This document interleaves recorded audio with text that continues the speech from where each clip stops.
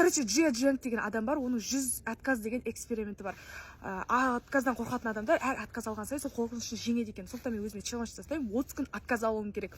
Бірінші күн, мен бүгін туған күнім, қазір автобусқа кіріп адамдардан мен құттықтауын сұраймын. Қорқып тұрмын, көреміз. Құрметті жолаушылар, 1 минут уақыттарыңызды бөлсеңіздер. Бүгін мен туған күнім. Құттықтап жібере аласыздар ма? Туған күніңіз. Рахмет. 19-ға толдым. Сатсофобия ма? Типа. Жаман қорқтым ғой. Қолым дірілдеді, аяғым дірілдеді, жүрегім айнып, ё-моё. Как будто олар мені осуждать етіп тұрған сияқты. Все, дальше жалғастырамыз. Ой, рахмет. Сәлеметсіз. Естідім сіздерде туған күн иелеріне тегін кофе? Кез келген.